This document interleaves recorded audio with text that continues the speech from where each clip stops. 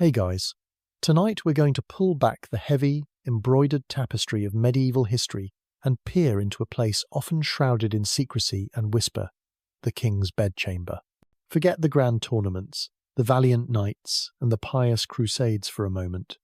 We're going beyond the public persona of the monarch and into the world where power was not just wielded with a scepter, but also forged in the most intimate corners of a castle.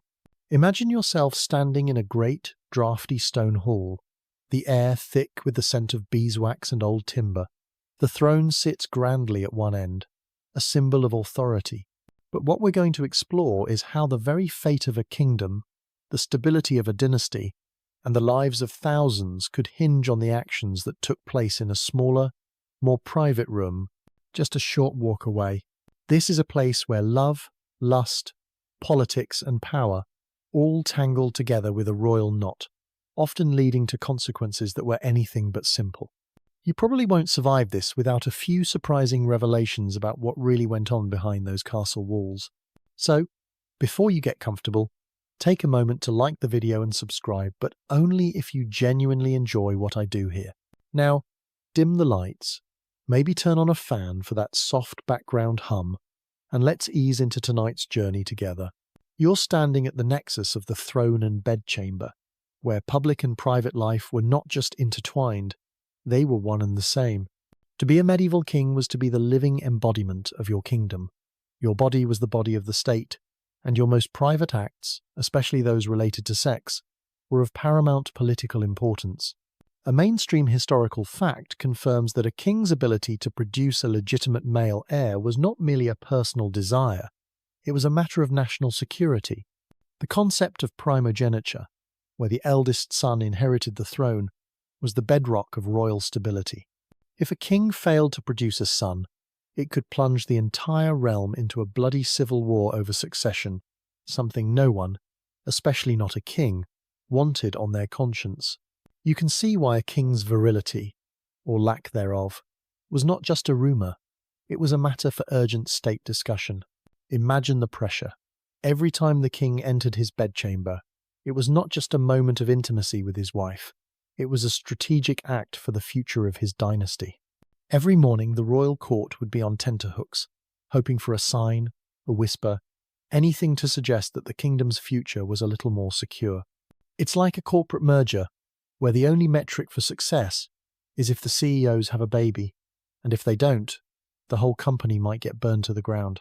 That's a lot of pressure to put on one's bedroom. A quirky or fringe tidbit from these times relates to the royal bed itself. It was more than just a piece of furniture. It was a symbol of power and fertility. There are accounts of elaborate blessings and rituals performed on the royal bed to ensure a fruitful union. Sometimes, a king and queen would even have to perform their consummation in front of witnesses to prove the marriage was valid and that a male heir was at least a possibility. It wasn't exactly a private honeymoon. It was more like a job interview with an audience. And you think having your in-laws over is awkward. This relentless focus on heirs and royal duty led to a strange and often scandalous double standard. While queens were expected to be paragons of piety and virtue, producing heirs and little else, kings were granted a much looser leash. Their sexual indiscretions, mistresses, and illegitimate children were often tolerated, or even expected, as a necessary outlet for their virile nature. It was all part of the job, apparently. It's a bit like saying a CEO is allowed to have an affair as long as he hits his quarterly targets. Historians still argue whether the numerous accounts of royal promiscuity and bizarre practices in medieval chronicles should be taken as literal truth or as a form of moralistic gossip and propaganda designed to either praise a king's virility or condemn his moral failings.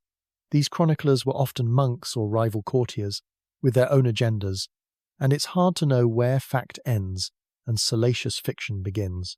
It's a bit like trying to write a history book based solely on celebrity gossip magazines. You get the scandals, but you miss a lot of the truth. So, as the flickering light of the torches casts dancing shadows on the heavy drapery of the bedchamber, you begin to see that the most private space in the castle was anything but.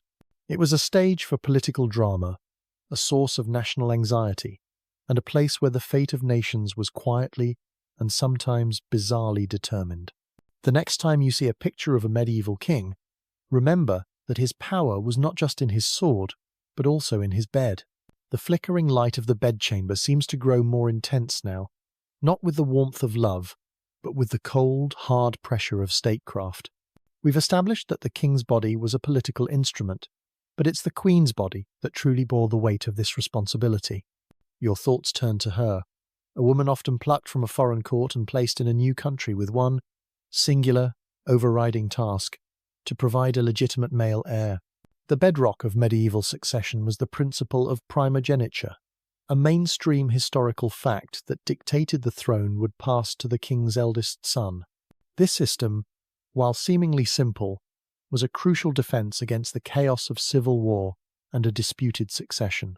Without a clear male heir, competing claims to the throne could plunge the entire kingdom into turmoil, leading to decades of bloodshed and instability.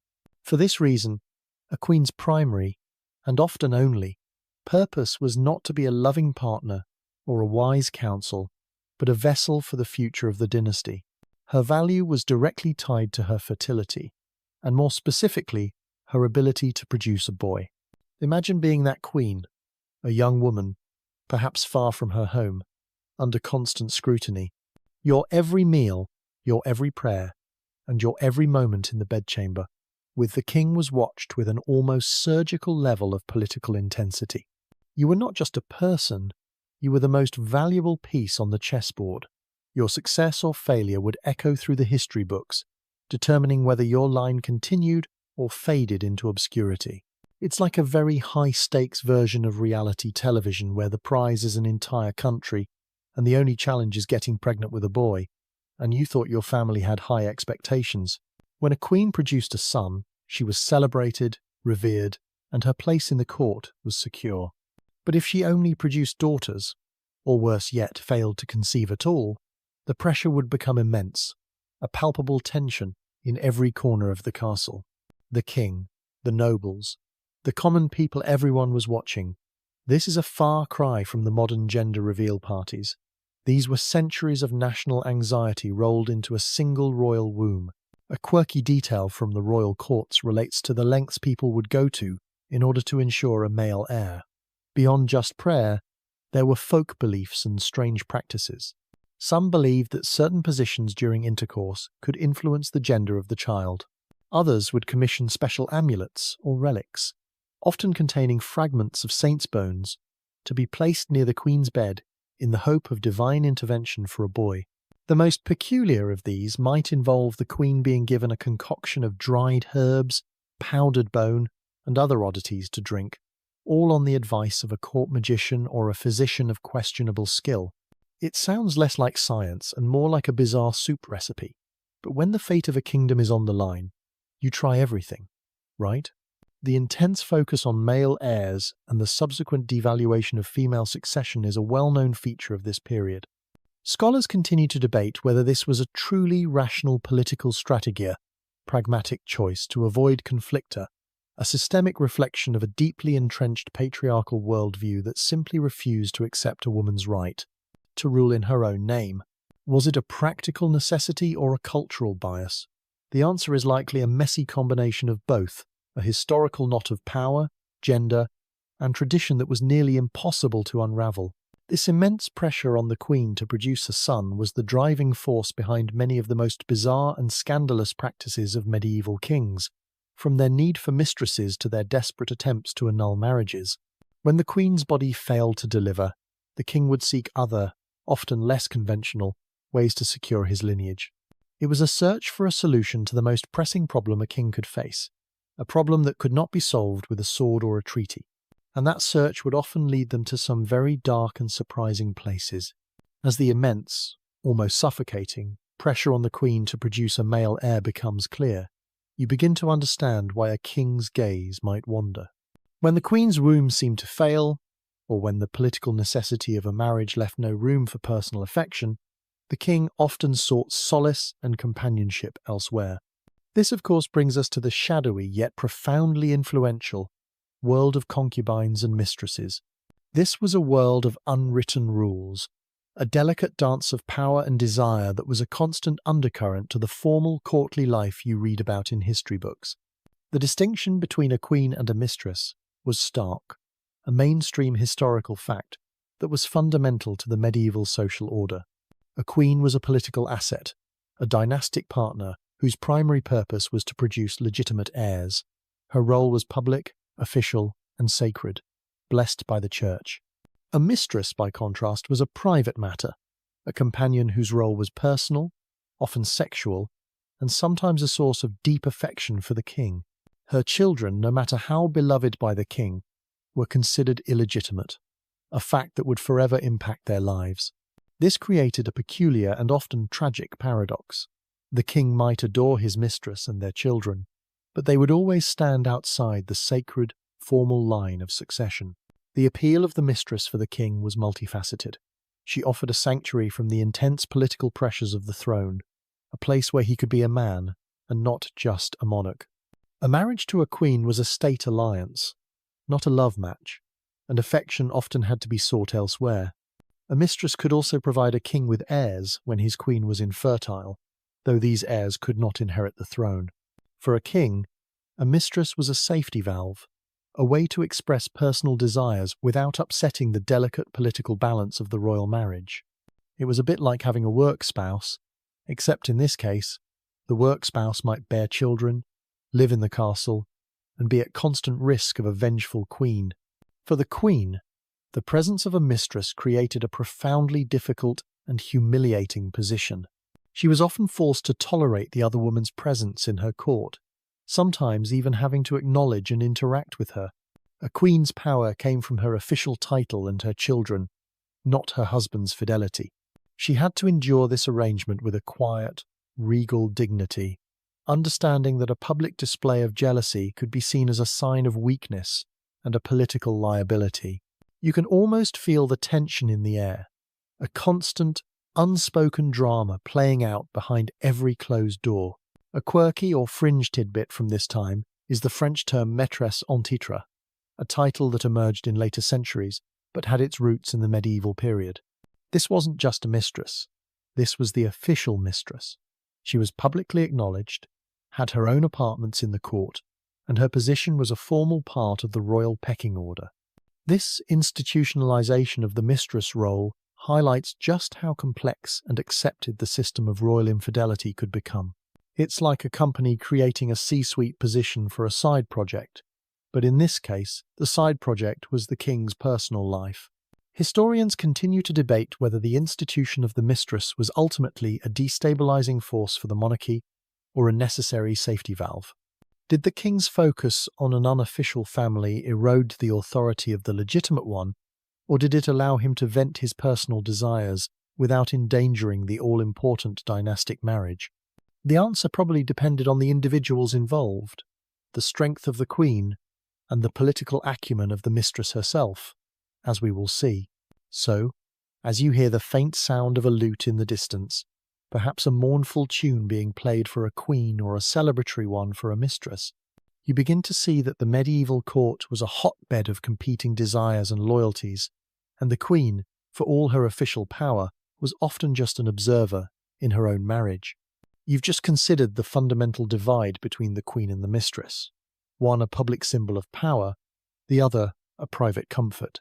But this distinction, you'll soon find, was not as clean-cut as it sounds, because while the mistress lacked a formal crown, she could, with a clever mind and a certain kind of cunning, wield a power that rivaled, and sometimes surpassed, that of the queen herself. This brings us to a fascinating and often overlooked aspect of the medieval court, the royal mistress's political power. The position of a king's mistress was a precarious one, yet it offered a unique and powerful channel of influence. A mainstream historical fact confirms that through her unparalleled access to the king's private life, a mistress could become a crucial confidant, a political advisor, and a powerful gatekeeper. While the queen's time with the king was often formal and ceremonial, the mistress's time was intimate and unguarded. The king might share his worries, his frustrations, and his political dilemmas with her in a way he never would with his queen or his male courtiers. Her bedchamber, in a sense, became a second throne room, where decisions were made and alliances were formed far from the public eye. Courtiers, ministers, and nobles were well aware of this back channel of power. They understood that to gain the king's ear they might first need to gain the mistress's favour. This led to a constant stream of supplicants seeking her out, showering her with gifts, and promising her land or wealth in exchange for a word whispered in the king's ear. She became a lobbyist, an unofficial broker of power, and an essential part of the political machine. It's a bit like trying to get a bill passed, but instead of talking to a senator, you have to convince his wife while she's having her morning tea. This was not a position without immense risk. A mistress's power was entirely dependent on the king's favour. If he grew tired of her, if he found a new favourite, or if she displeased him in any way, her influence and her wealth could vanish overnight. She had no formal title, no legal protection, and no real security beyond the king's affection. It was a high-stakes gamble for her, but a gamble that many were willing to take. A quirky or fringe tidbit from this time is the patronage of the arts by certain powerful mistresses. Not content with just political manoeuvring, some royal mistresses would use their influence to become patrons of poets, musicians, and artists, shaping the cultural landscape of the court. They would commission works of art, sponsor troubadours, and create a sophisticated, elegant counterculture to the more formal and rigid world of the Queen. It's like a Hollywood mogul's girlfriend deciding to produce her own avant-garde indie film, but in this case, the film was a medieval poem. Historians debate whether a mistress's influence was generally a stabilizing or a destabilizing force on the monarchy. Did she provide an honest, unvarnished perspective that allowed the king to make better decisions, or did she simply promote her own self-interest and that of her family, creating factions and rivalries that threatened the kingdom? The answer, of course, depended on the individual mistress. Some were wise and discreet, others were greedy and power, hungry, and their influence could be a double-edged sword. As you step away from the shadows of the mistress's quarters, you begin to see that the medieval court was a complicated web of official and unofficial power, and the woman who seemed to have the least power, the one without a crown, could often be the one with the most. This brings us to the most tangible legacy of a king's dalliances. The children born of these relationships, a group of people who occupied a very strange and complex place in medieval society. The royal mistress may have commanded influence, but her power was, as we've seen, a fragile thing, tied to a king's fickle affection. Her most tangible and enduring legacy, however, was in the children she bore for the king. As a king's dalliances filled the court with whispered rumours, so too did they fill the castle with the faces of his illegitimate children. These individuals occupied a strange and profoundly paradoxical place in medieval society, blessed with royal blood yet cursed with a permanent, legal stain. The legal and social status of a king's illegitimate offspring was a complex knot, a mainstream historical fact that was both a blessing and a burden. On one hand, they were the children of the most powerful man in the land, a fact that could not be ignored. They were often acknowledged by their father, given titles, bestowed with vast lands, and married into important noble families to form strategic alliances. They might have been treated better than the legitimate children of lower nobles, a testament to the power of royal blood, even when it was tainted. On the other hand, they were forever excluded from the one prize that mattered most, the throne. The rules of primogeniture were immutable, and no matter how talented, beloved, or powerful a king's illegitimate son was, he could never be a legitimate successor. This created a life of extraordinary privilege coupled with an impossible limitation. You could be a duke, a military commander, or even a cardinal, but you could never be king. It's like being given a key to the best car in the world, but it doesn't work in the ignition. For the king, these children served a vital purpose. They were a loyal power base, a group of highly capable individuals whose entire fortunes were tied to his favour. He could place them in positions of power, trusting their loyalty far more than that of a potentially ambitious nobleman. They were his enforcers, his commanders, his eyes and ears in a world of treachery and intrigue. A curious piece of information from medieval England is the specific nickname given to many of these children, Fitzroy, literally meaning son of the king. It was a public and formal acknowledgement of their paternity, a title that both elevated them and, at the same time, permanently labelled them as illegitimate. It was a badge of honour and a mark of exclusion all at once. This formalising of their bastardy is a fascinating insight into a society that found a way to categorise and use a situation that would otherwise have been a source of pure chaos. It's a bit like giving someone a special name tag that says, "I'm important, but don't get any ideas about the corner office." Scholars of medieval history have long puzzled over the complex psychology of these children. Did they feel a profound sense of loyalty to the father who had given them so much? Or did a simmering resentment burn beneath the surface, a bitter knowledge of what they could never have? Did they plot for power? Or were they content with their privileged but sidelined position? The answer, of course, varied from person to person. Some remained loyal to the end, while others became rivals to their legitimate half-siblings, their royal blood, a constant source of friction and potential conflict.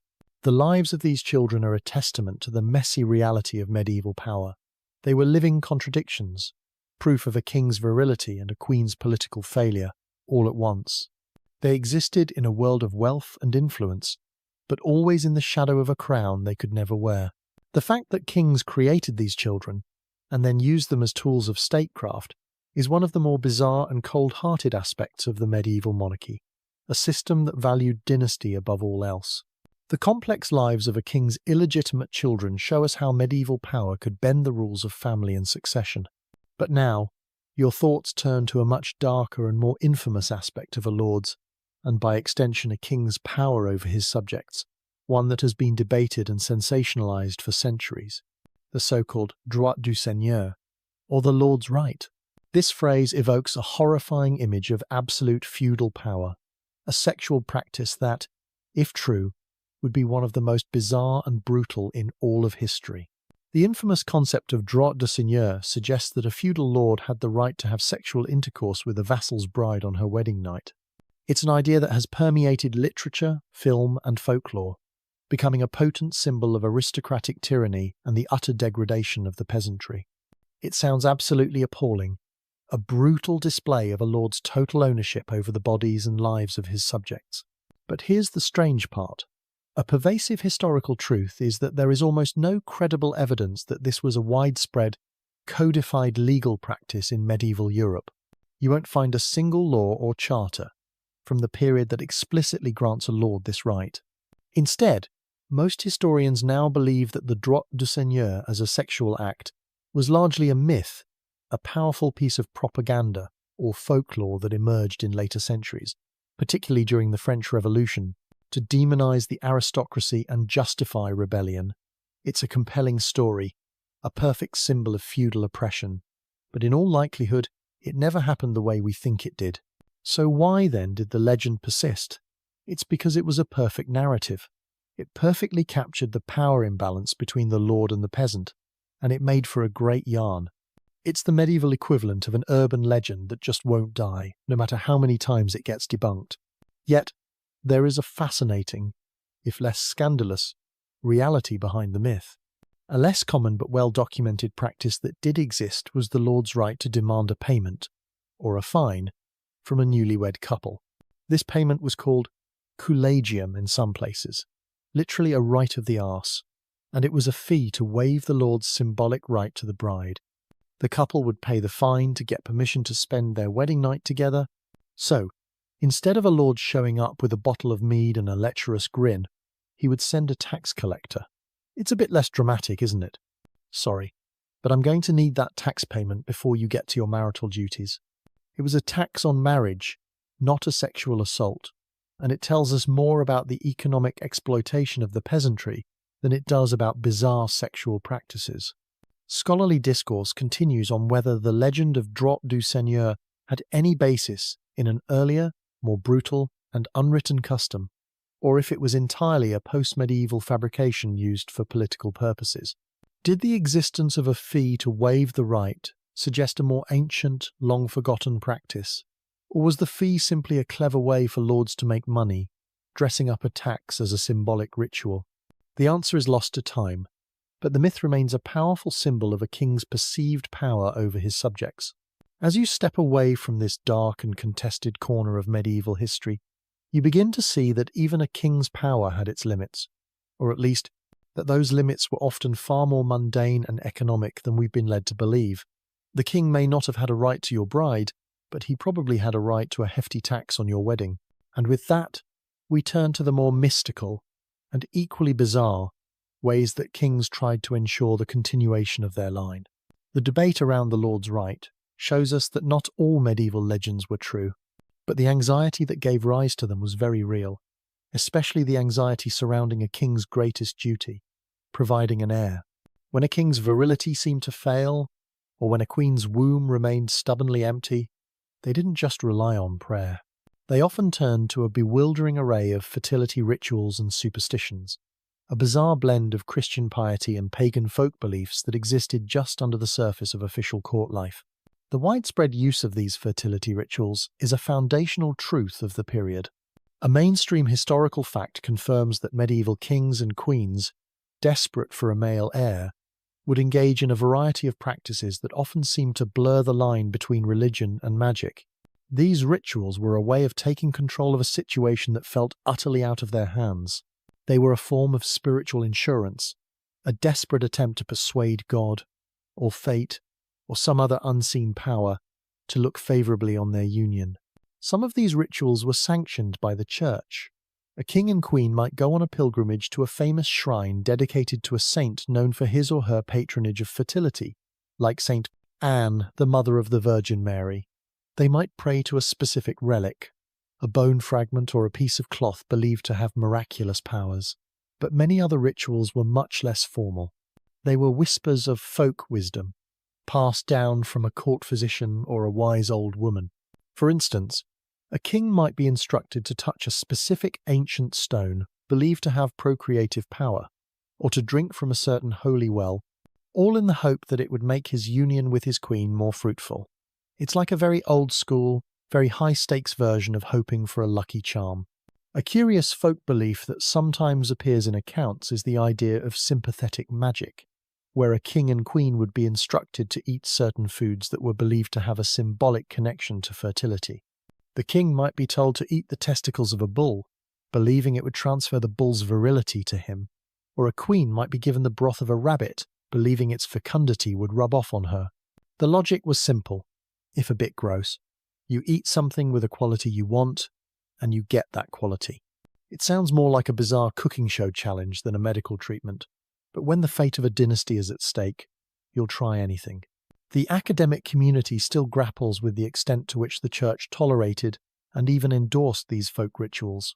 Were they a form of sincere piety, a desperate attempt to use every tool at their disposal, or were they a cynical attempt to control the fertility narrative, allowing the church to take credit for a successful birth and blame a lack of piety for a failed one? The answer is murky, a testament to the way medieval people blended their deep-seated pagan beliefs with their newfound Christian faith. Ultimately, these bizarre fertility rituals show us just how high the stakes were for a king and queen. A king's power was only as secure as his ability to produce an heir, and if that heir wasn't forthcoming, no stone was left unturned, no magical potion left untasted, and no bizarre folk belief left unexplored. The royal bedchamber was, as we've seen, a battleground for the future of the kingdom, and the king and queen were willing to use every weapon at their disposal, no matter how strange. The bizarre fertility rituals show us just how desperate medieval kings were, but their desperation wasn't just a matter of prayer and superstition. They also had their own form of science, a kind of proto-medicine that attempted to explain the mysteries of sex and reproduction. You're now stepping into the royal antechamber where a learned physician, probably smelling of herbs and strange tinctures, is explaining the mysteries of the human body to the king. This is the world of medical theories on reproduction, where science and superstition were often one and the same. The dominant medical framework of the Middle Ages was the ancient Greek theory of the four humours, a foundational truth that held sway over Western medicine for centuries. A mainstream historical fact confirms that medieval doctors believed the body was composed of four primary fluids: blood, phlegm, yellow bile, and black bile. For conception to occur, these humours had to be in perfect balance in both the man and the woman. If the king's humours were too cold or too dry, or the queen's too wet or too hot, conception would not be possible, or worse, would result in a female child. It's a bit like a medieval version of a scientific manual, but with more bodily fluids and less actual science. This medical theory placed a bizarre emphasis on the sexual act itself. Unlike the ancient Greek belief that only the man produced seed, medieval doctors believed that both the man and the woman had to produce a form of seed or sperm for conception to occur.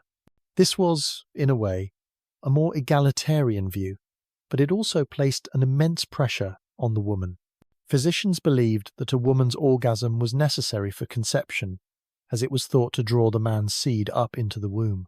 This meant that the king's satisfaction was important, but the queen's was, in a way, a matter of national security. It's like a very high-stakes version of a pre-game ritual, but with a lot more pressure and a lot less fun. A curious medical belief from some medieval physicians was that the best time for conception was immediately after a woman's period, when her womb was considered fresh and ready to receive the seed. They would also prescribe specific diets to both the king and the queen to get their humours in the proper balance for a male child. The king might be instructed to eat more hot and dry foods, like spices and red meat, while the queen might be given cold and wet foods, like fish and leafy greens. It's a bit like a medieval fertility diet, but with a lot more emphasis on making sure the king was feeling particularly virile. Academics of the period have long pondered the extent to which these medical theories were actually used to justify a king's infidelities. Was it a coincidence that a king's humoral balance often seemed to be best with a mistress, a woman who was chosen for her personal appeal rather than her political connections? It's hard to say, but it's not a stretch to imagine a king's physician telling him that his body was simply better suited to a younger, more vivacious companion. It's a convenient medical excuse for a wandering eye, isn't it? The medical theories of the Middle Ages, for all their strangeness, show us that a king's private life was never truly private. It was a matter of science, of humours, and of the body's mysterious inner workings. His fertility was not a secret. It was a matter for public discussion and medical intervention. The king's body was a machine of statecraft, and the doctors of the day were the mechanics, trying to get it to produce a male heir.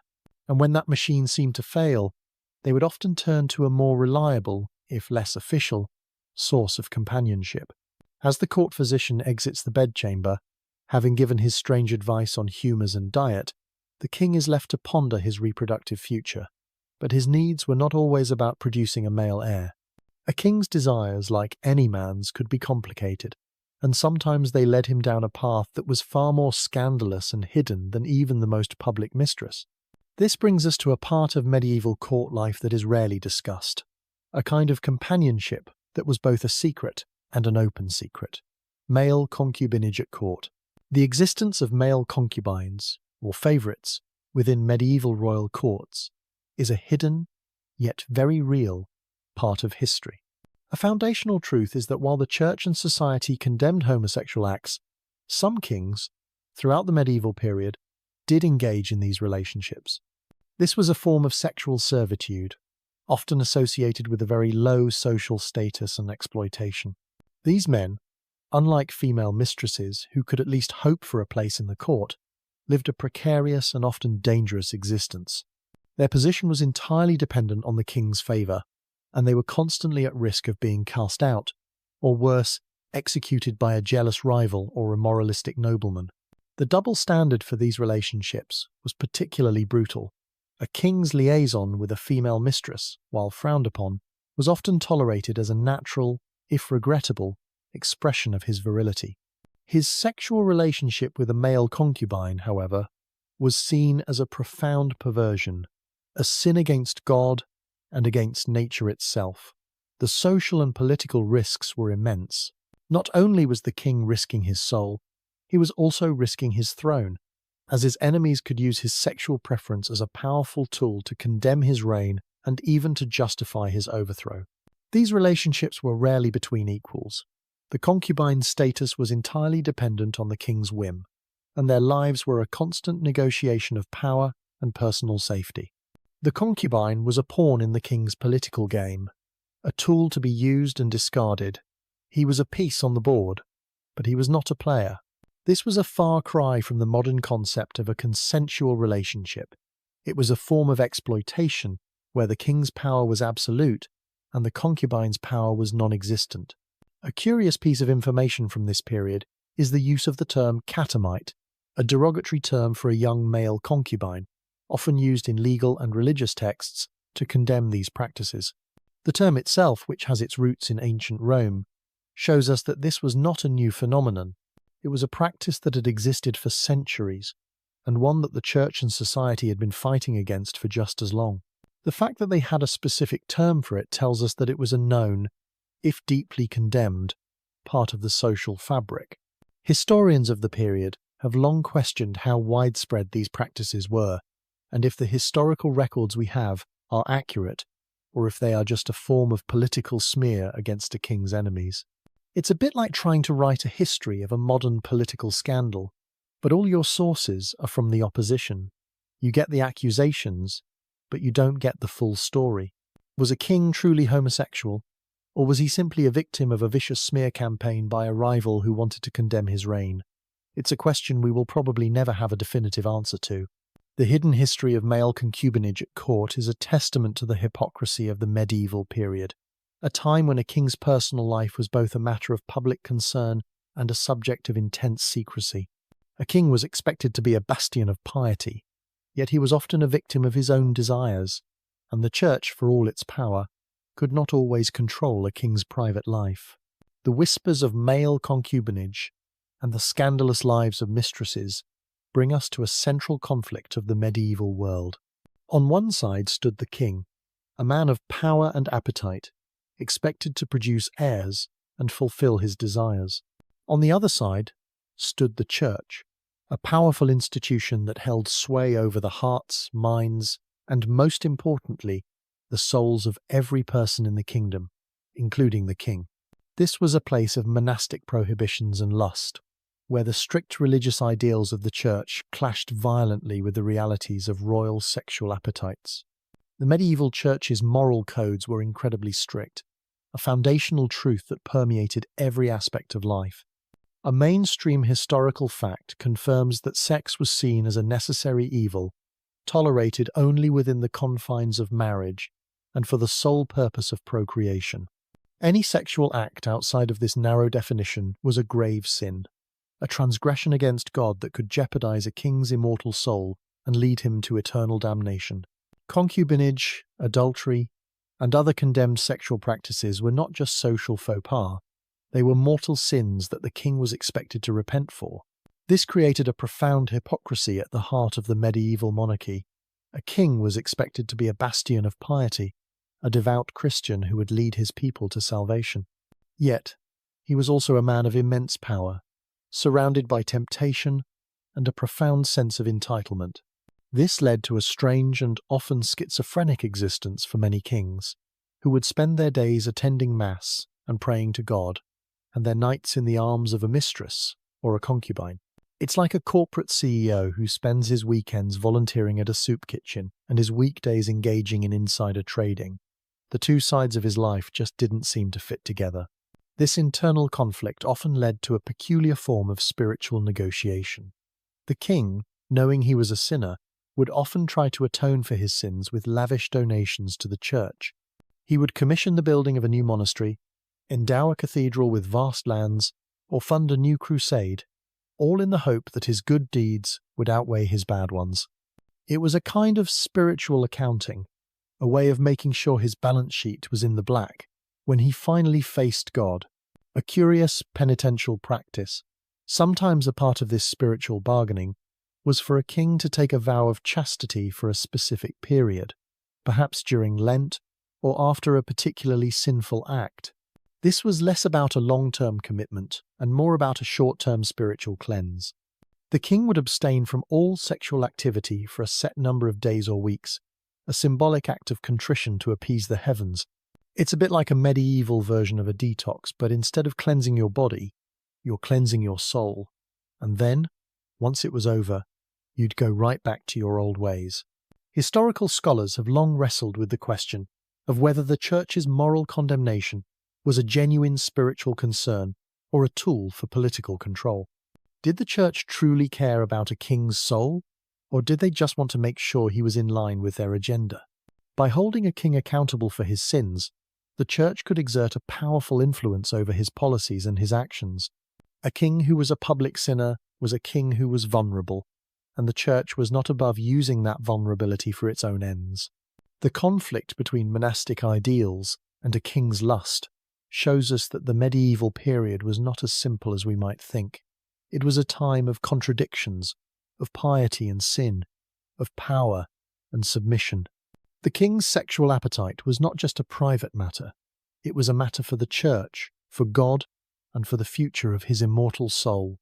And sometimes, a king's desire for piety would win out, though it was a rare and often politically dangerous path to take. The conflict between monastic ideals and a king's lust often led to a lifetime of spiritual bargaining and quiet hypocrisy. But in a few, very rare and fascinating cases, a king would take the Church's ideals to heart, with a fervour that would send his entire court into a panic. This brings us to the astonishing and often politically disastrous phenomenon of the celibate king. For a monarch, choosing celibacy was not just a personal or religious decision. It was a profound political act that flew in the face of his most fundamental duty, to produce a male heir. The existence of celibate kings is a foundational truth of this period, a mainstream historical fact that stands as a stark anomaly in the history of medieval monarchy. In a world where a king's virility was the bedrock of his dynasty and the stability of his kingdom, a king who chose to abstain from sex was a walking, talking succession crisis. This wasn't a choice to be taken lightly. It was a choice that could invite foreign invaders, provoke a civil war, and ultimately lead to the downfall of his entire line. The motivations for such a choice were complex. Some kings may have been genuinely pious, their devotion to God so profound that they were willing to sacrifice their worldly duties for the sake of their immortal souls. Others may have had more political motivations, using their celibacy to deny a rival's claim to the throne, or to consolidate power in other, less conventional ways. And still others may have been physically or psychologically unable to engage in sexual relations, their celibacy a matter of necessity rather than choice. It's a bit like a modern politician who decides to run on a platform of no parties, no fundraisers, no handshakes. The public would be both mystified and horrified. A curious historical figure in this regard is Edward the Confessor of England, who ruled in the 11th century. Edward took a vow of celibacy and never had children, a decision that led directly to a succession crisis after his death, paving the way for the Norman conquest of 1066. While many sources attribute his celibacy to his profound piety, there is also a suspicion among some historians that his choice was a political one, perhaps designed to deny the throne to his rivals. It's a fascinating mystery, a king whose most intimate decision had a cataclysmic impact on the entire history of his country. Historical academics have long debated whether these celibate monarchs were truly celibate, or if their celibacy was a post hoc religious spin to cover up a different kind of sexual deviancy, a political impotence, or even a different sexual preference. The Church, in its wisdom, would often canonize these kings as saints, turning their lack of heirs into a symbol of their piety, a convenient way of turning a political liability into a spiritual asset. It's a bit like a public relations campaign that's been running for 1,000 years. The choice of celibacy, for all its religious piety, was ultimately a profoundly political act. A king's body was not his own, it was the body of the state. And when a king refused to use that body for its most fundamental purpose, he was not just defying his own desires, he was defying the very nature of his kingship. This brings us to a central theme of our story. The king's body, whether celibate or not, was always, and in every way, a political instrument. It was a tool of statecraft, a symbol of power, and a source of both stability and chaos. The rare, politically dangerous choice of a celibate king highlights a fundamental truth about medieval monarchy. His body, whether used for procreation or not, was never truly his own. It was a tool of statecraft, a symbol of power, and a public canvas on which the kingdom's fate was written. You're now delving into the very heart of this belief, the king's body as state, where the personal health and virility of a monarch were seen as a direct reflection of the prosperity and well-being of his entire kingdom. This concept is a cornerstone of political thought during the medieval period. A mainstream historical fact confirms that the king's physical body and his political body, the body of the state, were viewed as inextricably linked. His health was the health of the realm. His strength was the strength of his armies. His virility was the fertility of the land itself. This was a powerful, almost mystical belief that legitimized his rule and connected him to the very earth he commanded. A king who was sick or impotent was not just a weak man, he was a sign of a sick or weak kingdom. This made his sexual acts and his ability to procreate a matter of divine importance, not just for succession but for the metaphorical health of his subjects. The king's procreative power was, in this sense, a kind of magical force. A fertile king meant a fertile kingdom, a land of bountiful harvests, healthy livestock, and a growing population. An infertile king, however, was a sign of a curse, a man who could not bring life to his kingdom, a sign of impending famine or plague. This created an immense pressure on the king to not just be a father, but to be a potent and virile father, a living testament to his divine right to rule. It's like a CEO whose personal life is an official company metric. You can imagine the public relations nightmares. A curious and rather gross analogy from the period's folklore and beliefs is the idea that a king's virility was tied to the health of his livestock. Some stories suggest that if a king was impotent, his cattle would fail to breed, his horses would go lame, and his fields would turn to dust. The king's sexual vitality was seen as a kind of magical force that permeated the land. It's a very weird kind of cause and effect, isn't it? Sorry, but the grain harvest is down again. The king must be having another bad week in the bedchamber. Historians of the period have long questioned the extent to which these beliefs were sincerely held by the common people, or if they were a form of state-sponsored propaganda to legitimize the king's power. Was it a genuine grassroots belief? Or was it a clever tool used by the church and the nobility to keep the king in line? The answer is likely a bit of both, a deeply ingrained folk belief that was skillfully co-opted and amplified by the ruling class. This belief in the king's body as state was a double-edged sword. It gave the king immense power, making him a living symbol of his kingdom, but it also placed him under constant scrutiny. His every ailment, his every sexual failing, was a public event, a sign of the kingdom's health, or lack thereof. This belief could be used to justify his overthrow, his removal from power, or even his assassination. If a king was seen as impotent, he was seen as a danger to the kingdom, a man who had failed in his most fundamental duty. The king's body was, in the end, never his own. It was a symbol, a tool, a public performance of power and virility. And as we will see, this belief in his divine and powerful body led to a strange and often terrifying sense of legal and moral impunity, where the king was often above the laws that governed his subjects, especially when it came to his sexual appetites.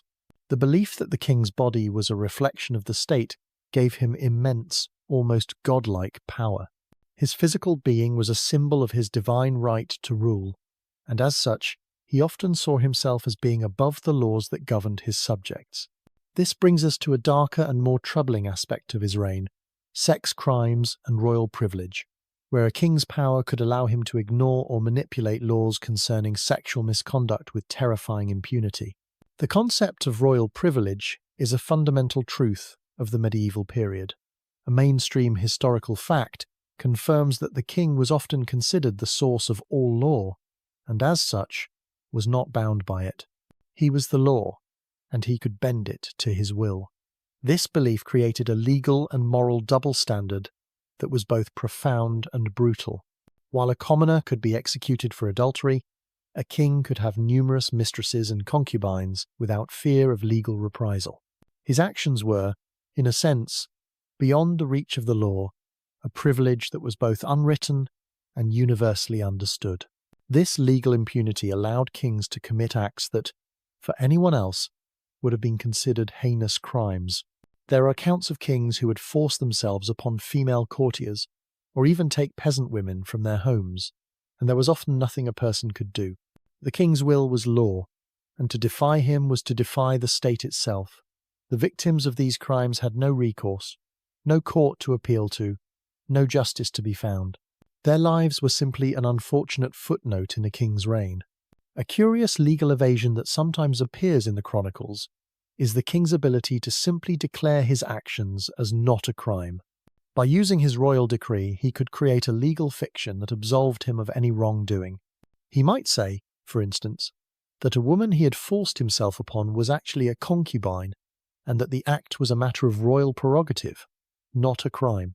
This manipulation of the law, a kind of legal sleight of hand, shows us that a king's power was not just physical, it was also intellectual, a power to shape and define reality itself. It's a bit like a modern politician who just says, "I didn't do it," and then makes it illegal to say otherwise.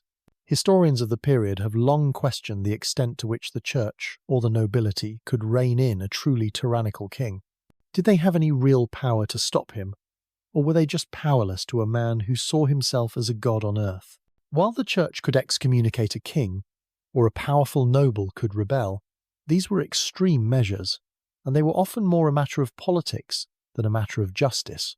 A king who was a sinner was a political problem, not a legal one, and a king who was too powerful was a problem for no one. This legal and moral impunity, this belief that a king's power was a divine right that superseded all human laws, is one of the most bizarre and terrifying aspects of the medieval monarchy. It gave kings a kind of absolute freedom, a license to do as they pleased, without fear of reprisal.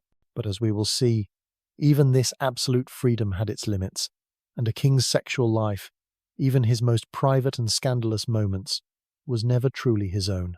It was a matter of public concern, a matter for the court, and a matter for the church.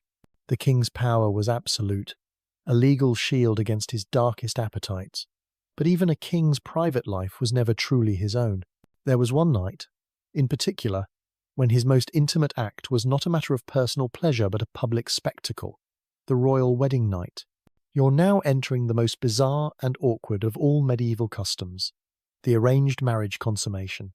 This was a ritual where the king's private life was put on display for the entire court, a moment of profound humiliation for the bride and a moment of immense political importance for the kingdom. The practice of arranged marriage was a fundamental truth of the medieval monarchy. A mainstream historical fact confirms that royal weddings were not a matter of love, but of political alliances and dynastic strategy. A princess was a pawn on the chessboard of Europe, and her body was the most valuable piece she possessed. The consummation of her marriage, therefore, was not a private moment of intimacy. It was a public declaration of the new alliance, a physical seal on a political pact. To ensure this pact was sealed, the king and his bride were often subjected to a bedding ceremony, a ritual where a select group of high-ranking nobles, church officials, and family members would be present in the bedchamber to witness the couple's first night together. This wasn't a party, it was a formality, a ritual that had to be observed to ensure the marriage was valid in the eyes of both God and the state. The king and queen would be led to their bed, undressed, and placed under the covers, all while the witnesses looked on. The most brutal and humiliating part of this ceremony was the proof of consummation. After the witnesses left, the couple would be left to their own devices, but the next morning, the witnesses would return to inspect the sheets. They were looking for blood, a sign of the bride's virginity, and the marriage's physical consummation. If blood was found, the marriage was declared valid, and the witnesses would celebrate with food and drink. If no blood was found, it could lead to a scandal, a succession crisis, and even the annulment of the marriage. It's like a very high-stakes version of a wedding toast, but with a lot more pressure and a lot less fun. A curious exception to this bedding ceremony was often found in the case of a king who was marrying a pregnant bride. If a king, for instance, had a mistress who was pregnant with his child, he might marry her and simply have the wedding ceremony, skipping the bedding ceremony altogether. This was a way of avoiding the public spectacle of the consummation, and it shows us that even in a time of rigid tradition, a king could find a way to bend the rules to his will. Academics have long pondered the extent to which these public ceremonies were actually performed for all royal marriages, or if they were a tool used to pressure a reluctant couple into consummating the marriage. Were they a universal custom, or were they a rare and extreme measure, used only in cases of political necessity?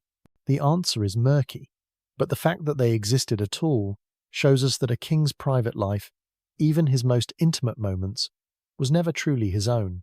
The arranged marriage consummation was a bizarre and brutal ritual, a moment of profound humiliation for the bride, and a moment of immense political importance for the kingdom. It was a time when the king's power was on display, but it was also a time when his private life was under the most intense scrutiny of all.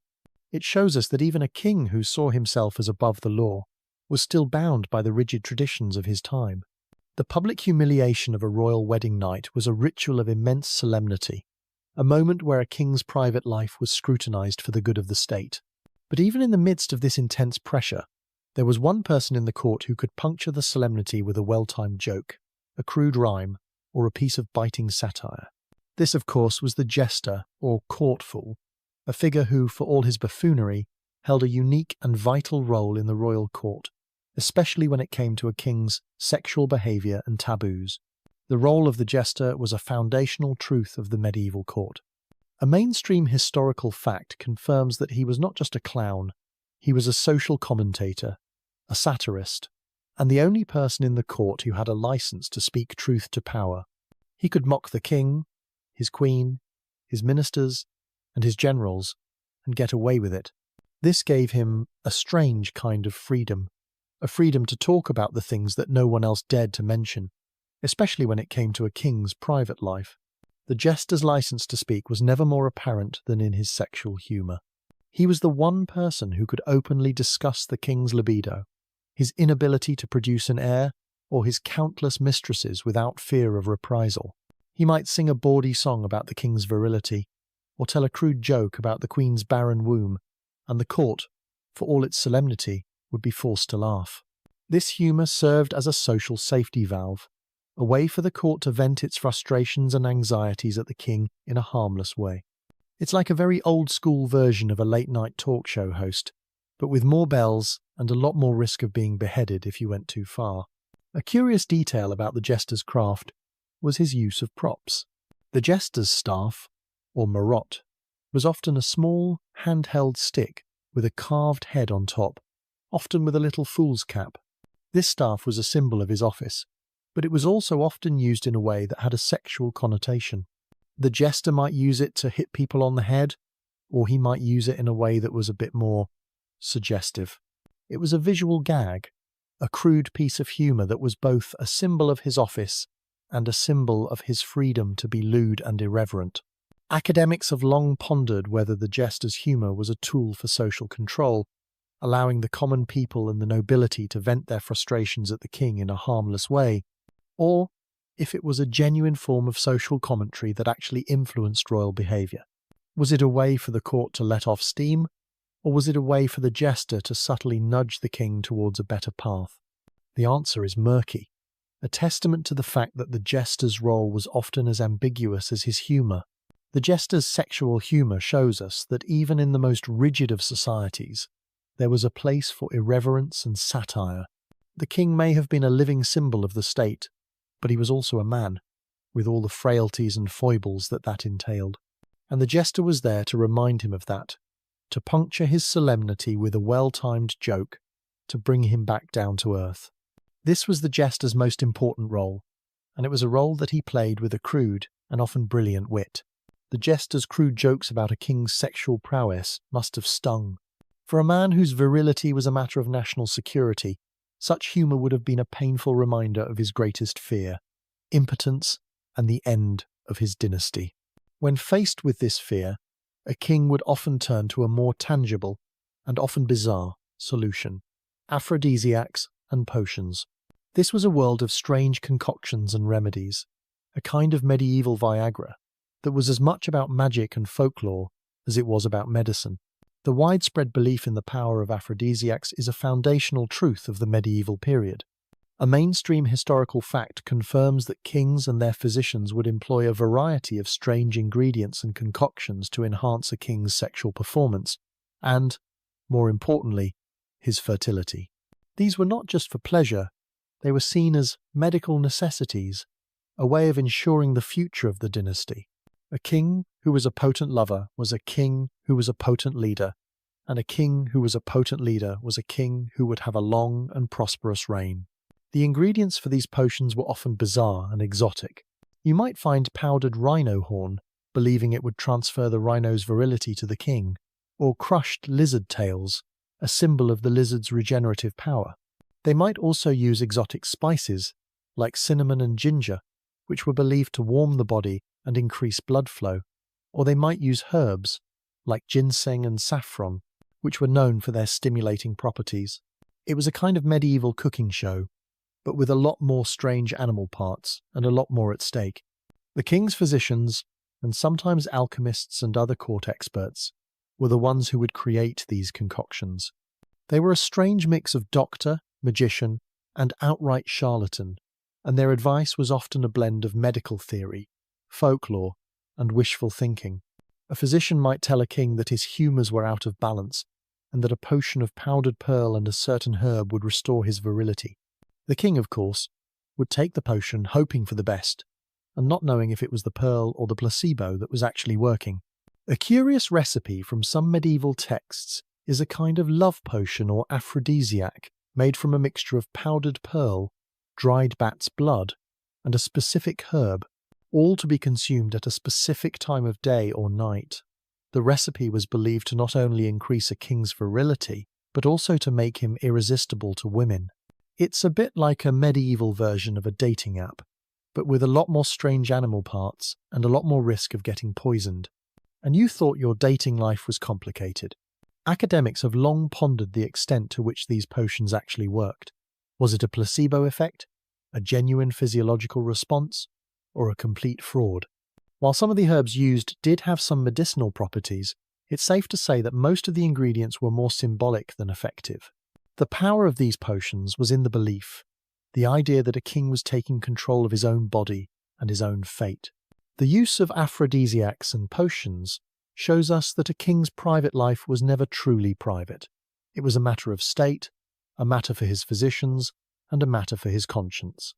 A king who was a potent lover was a king who was a potent leader, and a king who was not was a king who was in danger. And a king, in his desperation, would often turn to a more reliable, if less sanctioned way of securing his dynasty, a way that was often far more bizarre and dangerous than any potion. A king's desperation for an heir could lead him down a path of strange potions and bizarre remedies. But sometimes, when all else failed, a king might turn to a practice that was not just bizarre, but a profound and disturbing violation of a universal taboo. You're now stepping into the dark, hidden history of royal incest and taboos, a practice that was as shocking to the medieval mind as it is to ours, but one that was, on rare occasions, sanctioned for a very specific and terrifying purpose, to preserve the sacredness of the royal bloodline. The practice of royal incest, though not widespread, is a grim truth of history. A mainstream historical fact confirms that in some royal families, particularly in the later medieval period, it was not unheard of for a king to marry a close relative, such as a niece or a cousin. The justifications for this practice were complex and rooted in a deep sense of self-importance. A king's bloodline was seen as sacred and divine, and marrying a commoner, or even a foreign noble, could taint that bloodline. Marrying within the family was a way of keeping the blood pure and ensuring that the throne remained in the hands of the right family. This was a practice of immense political importance. By marrying within his family, a king could prevent rivals from claiming the throne through marriage. It was a kind of political isolation, a way of ensuring that his dynasty remained a closed, impenetrable system. The consequences, of course, were often devastating. Inbreeding could lead to a variety of genetic disorders, from physical deformities to mental instability, and the practice was often seen as a sign of a decaying dynasty. It's like a family that's so obsessed with keeping a secret that they end up hurting themselves in the process. A curious example of this is the case of the Habsburgs, a royal family that ruled over a vast empire for centuries. While the most famous examples are from the later periods, their penchant for marrying first cousins and nieces began in the medieval era. The result was a dynasty that was plagued by a variety of genetic disorders, from a jutting lower jaw that became a family trait to a high rate of infant mortality. It's a sobering reminder that while a king might have seen himself as a god on earth, he was still bound by the laws of biology. Historical scholars have long wrestled with the question of whether royal incest was a matter of political necessity or a form of religious or moral perversion. Did kings genuinely believe they were preserving a sacred bloodline, or were they simply engaging in a taboo for their own political ends? The answer is murky, a testament to the fact that a king's motivations were often a strange mix of piety, political strategy, and personal desire. The practice of royal incest shows us that a king's desperation for an heir could lead him to some very dark and dangerous places. He was willing to risk the health of his family, the stability of his dynasty, and the condemnation of the church, all for the sake of a sacred bloodline that was, in all likelihood, nothing more than a myth. It's a powerful reminder that a king's power was not just political, it was also a kind of religious and moral delusion. This brings us to a new kind of royal desperation, one that was far more common and far more public than royal incest. A king who couldn't have an heir with his current wife would often turn to the church for a different kind of solution, a divorce. And as we will see, a king's desire for a new wife could bend the rules of the church in ways that were both brilliant and bizarre. The desperate quest for an heir led kings down a dark path of incest and bizarre rituals. But for many monarchs, there was a more common and slightly more palatable way to secure a new wife: divorce, or, more accurately, annulment. For in the medieval world, where the church held absolute sway, a king's desire for a new queen could not just be a matter of personal whim, it had to be a matter of holy law. And as you'll see, a king's power could bend that law in ways that were both brilliant and bizarre. The church's stance on marriage was unwavering, a mainstream historical fact that was fundamental to the medieval social order. Marriage was a sacrament, a holy union that could not be broken. Divorce, as we know it today, was almost universally prohibited. But there was a loophole, a legal escape hatch that a king could use to get out of an inconvenient marriage: annulment. An annulment was a declaration by the church that the marriage was never valid in the first place. To get one, a king had to prove that his marriage was void from the start, a legal fiction that allowed him to get a new wife without the spiritual guilt of divorce. The grounds for an annulment were often convoluted and bizarre. A king might argue that the marriage was never consummated, a claim that was often difficult to prove or disprove. He might also argue that he and his wife were too closely related, even if the church had granted a special dispensation for them to marry. The king would, in essence, ask the Pope to revoke his own dispensation, a move that was both bold and, for a king, often successful. It was a kind of legal blackmail, where the king's power was used to force the church to bend its own rules. It's like a modern CEO who asks his board of directors to change the company's rules just for him. A curious justification that a king might use for an annulment was the argument that he had an affliction or a curse that prevented him from consummating the marriage. This was often a subtle way of saying that his wife was barren, or that she was somehow magically preventing him from having an heir.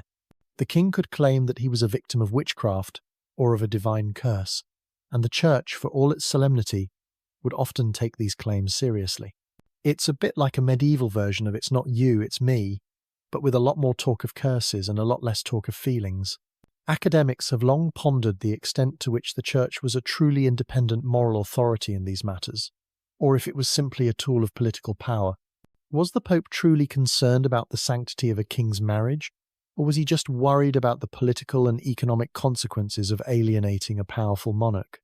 The answer, of course, depended on the Pope and the king in question.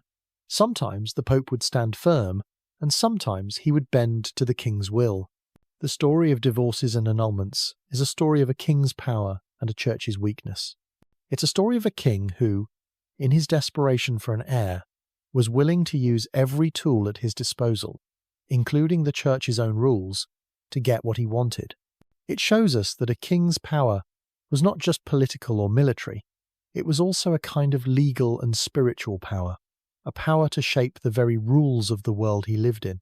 This brings us to a new kind of royal education, one that was far more pragmatic than you might think.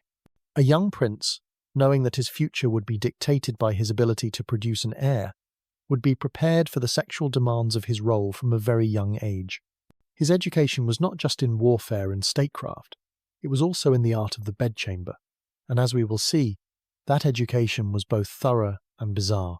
The king's ability to bend the church's rules for an annulment shows us just how high the stakes were when it came to producing an heir. And so, a young prince, a future king, was not just taught how to wield a sword or command an army, he was also given a unique and often bizarre education in the most intimate aspects of his future life. You're now entering the private study of a young prince, where a tutor is giving him a very pragmatic form of prince's sexual education, one that was as much about statecraft as it was about the physical act itself. The education of a prince was a foundational truth of the medieval period. A mainstream historical fact confirms that his training was designed to prepare him for every aspect of his future role, and that included his most important duty, to produce an heir. His education, therefore, was not just about Latin and military strategy. It was also a very direct and often clinical instruction on his own body, on a woman's body, and on the art of making a child. The goal was to ensure that when the time came for him to consummate his marriage, he would be not just willing, but also able to perform his duty with confidence and skill. The methods of this education were, by our standards, quite strange. A prince might be given a formal instruction from a trusted physician who would explain the humoral theory of reproduction and the best way to get his humours in balance for a male heir. He might also be given a more practical, hands-on experience, perhaps with a trusted courtesan or a servant who was sworn to secrecy. This was a form of royal training, a way of ensuring that the prince was not a virgin on his wedding night, and that he would not be embarrassed or humiliated by his lack of experience. It's like a very high-stakes version of a driver's education course, but instead of learning to drive a car, you're learning to drive a dynasty. A curious ritual that was often a part of this education was the use of specific tonics and diets designed to enhance the prince's virility. A physician might tell a young prince to eat a specific kind of meat, or to drink a specific kind of wine, believing it would make him more potent. The prince would be told that his body was a temple, a symbol of his kingdom's health, and that his sexual prowess was a sign of his future success as a king. It's a bit like a medieval version of a protein shake, but with a lot more talk of humours and a lot less talk of gym routines.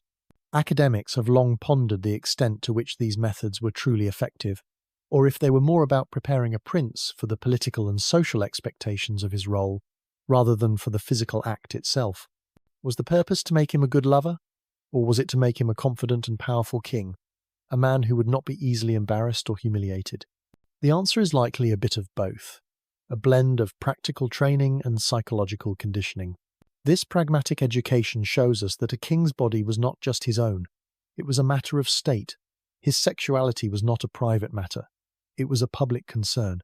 And a prince, from a very young age, was taught that his body was a tool, a weapon to be used for the good of the kingdom. It's a very different kind of education than we might think of today, and it shows us that a king's life, even in its most intimate aspects, was a performance of power and duty. This pragmatic, clinical approach to sex, however, stood in stark contrast to the romantic ideals of the time, the world of knights and ladies of love and chivalry. As we will see, a king's education in the art of the bedchamber was often at odds with the romantic ideals of courtly love, a concept that was both a source of inspiration and a source of conflict for a king. The young prince's education, you recall, was a clinical, pragmatic affair, all about humoral balance, fertility, and the duty of procreation. But outside the private study, the air of the court was filled with a different kind of lesson, one taught not by physicians but by poets and troubadours, the idealized and profoundly romantic world of courtly love. This was a world of chaste devotion, of knights pining for a married noblewoman, and of a love that was pure, non-procreative, and often unconsummated. And it stood in a profound and often bizarre conflict with the practical realities of a king's sex life. The concept of courtly love is a foundational truth of medieval literature. A mainstream historical fact confirms that it was a literary convention, a kind of romantic game that was played in the courts of Europe, where a knight would pledge his devotion to a noblewoman, often his lord's wife, and in return she would inspire him to great deeds of valour. This love was not meant to be consummated, it was meant to be a source of spiritual and romantic inspiration. It was a kind of romantic ideal that was both beautiful and utterly at odds with the king's reality. This created a profound conflict in the king's life. On one hand, he was expected to be a pragmatist, a man who would marry for political reasons and have sex for procreation. On the other hand, he was expected to be a troubadour, a man who would write poetry and sing songs about his idealized love for a married noblewoman. The king had to juggle these two competing ideals, often in the same court, and the result was a life of profound hypocrisy and bizarre social maneuvering.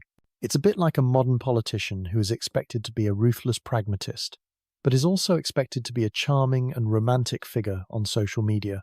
The two sides of his life just don't seem to fit. A curious symbol that was often a part of this romantic game was the ring. A knight might give his lady a ring, a symbol of his devotion, and she would wear it as a sign of her acceptance. But this was not a wedding ring. It was a symbol of a love that was outside of marriage, a love that was both spiritual and physical, but never quite consummated. It was a kind of romantic code, a way for people to have a romantic relationship without actually breaking the rules of the church. Historical scholars have long wrestled with the question of whether courtly love was a real practice or a literary fiction. Did kings actually live up to these ideals? Or was it just a game they played in their spare time, a way of escaping the brutal realities of their lives? The answer is murky, a testament to the fact that a king's life was a complex tapestry of political duty and romantic fantasy. The influence of courtly love on actual royal relationships was profound. It gave kings a new way to express their affection for their mistresses, a new way to romanticize their dalliances, and a new way to justify their infidelity. The mistress was no longer just a source of sexual pleasure. She was the king's lady, the source of his inspiration, a muse who would inspire him to great deeds. This romantic ideal, of course, stood in profound contrast to the clinical reality of his wife, a woman who was a political asset, not a romantic partner. The story of courtly love is a story of a king's hypocrisy, a man who was expected to be a pragmatist and a romantic, a man who was expected to be a warrior and a poet. It shows us that a king's life was not just about power and duty. It was also about love and lust, about romance and reality. This brings us to a much less romantic side of a king's life, a side that was often a direct result of his dalliances. As we will see, a king's sexual appetite often led him to a much darker and more painful place, the world of venereal diseases. The romantic world of courtly love, with its chivalrous knights and idealized ladies, painted a beautiful picture of medieval romance.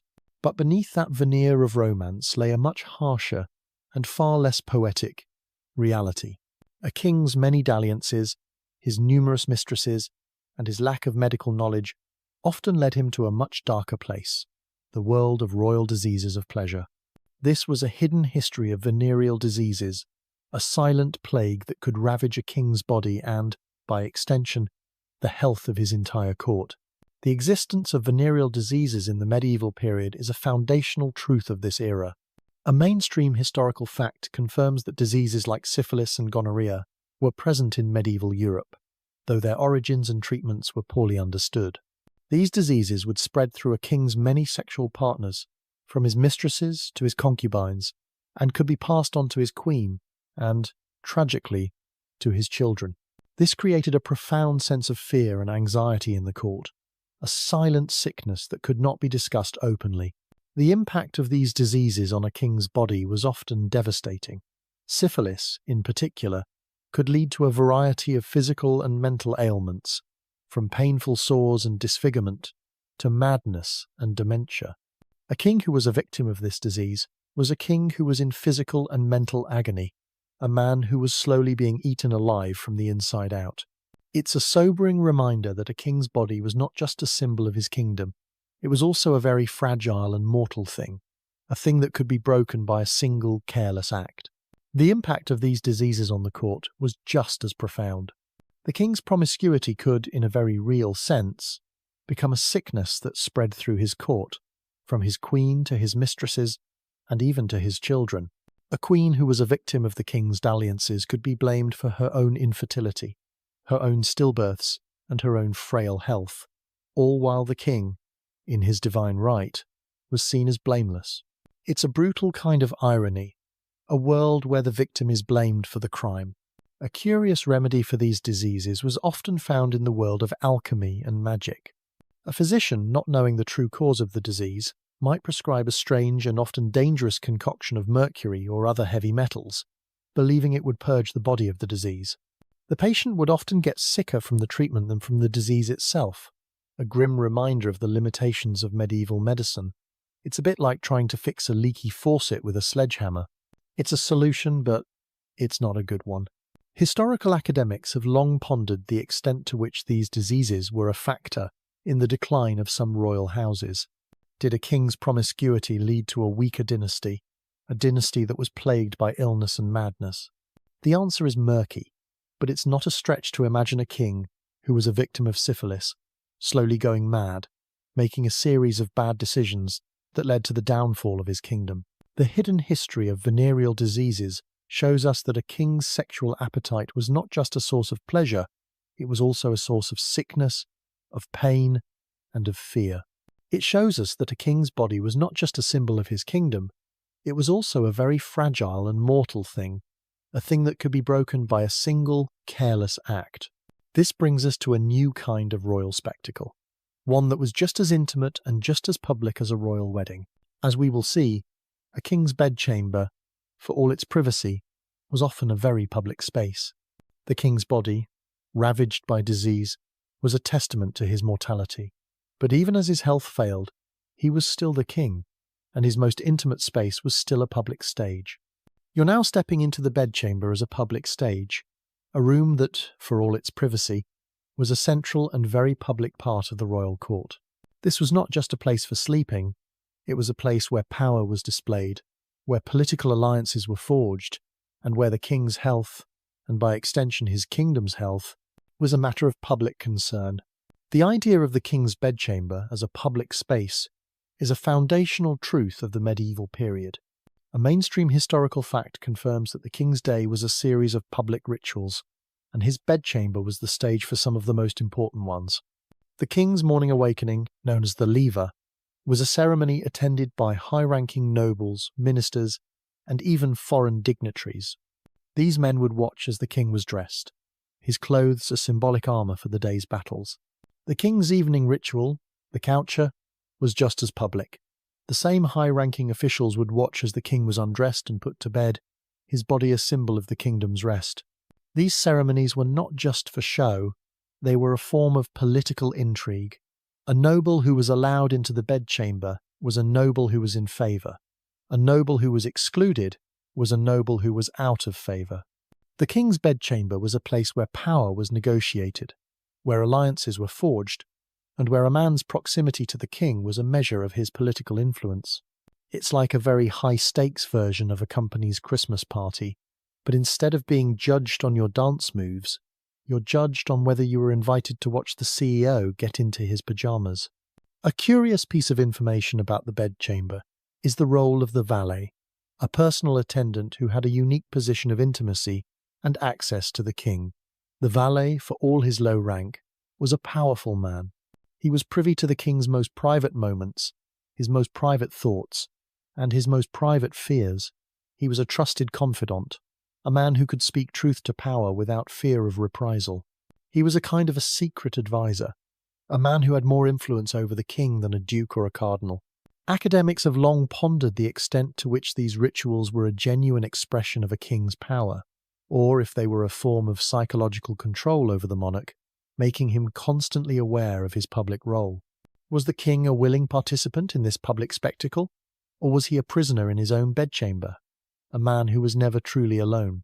The answer is likely a bit of both, a king who was both a symbol of power and a victim of his own symbolism.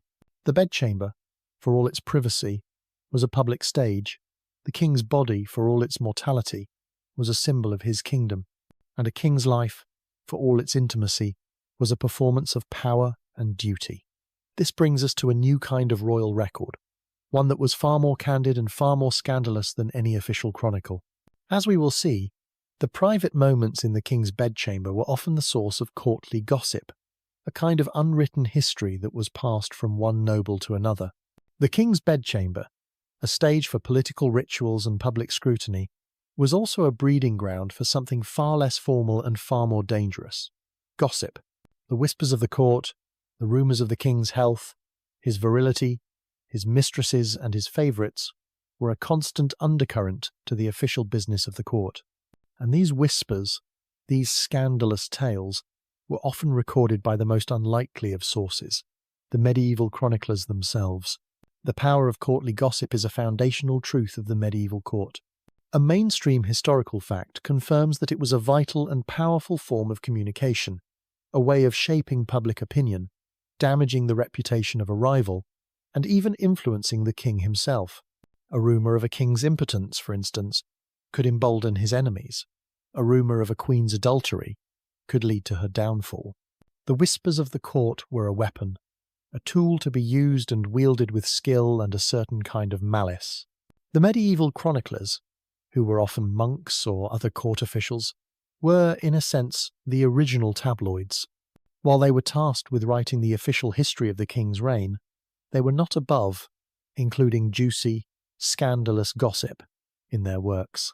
They would write about a queen's rumoured affairs, a king's impotence, or a prince's sexual deviancy, often with a moralising tone, but always with a keen eye for a good story.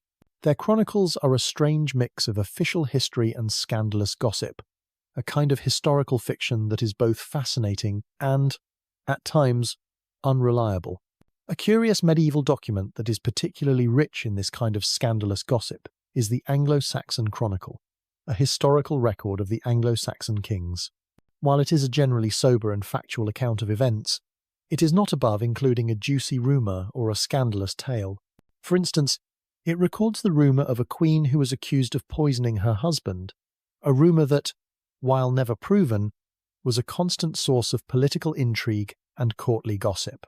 It's a reminder that even in the most formal of historical records, a good story is a good story, and a good scandal is a good scandal. Historical scholars have long wrestled with the question of how to use these sources. Is it possible to separate fact from fiction, or should we just accept them as a form of historical fiction? The answer is murky, a testament to the fact that medieval history is a complex and often contradictory thing. We can't take every rumour at face value, but we also can't ignore the fact that these rumours existed and that they had a profound impact on the lives of the people they were about. The story of gossip and chroniclers is a story of a king's life that was never truly his own. His private moments were a matter for public discussion, and his most intimate secrets were a matter for historical record. This brings us to a new kind of royal punishment, one that was often a direct result of these rumours.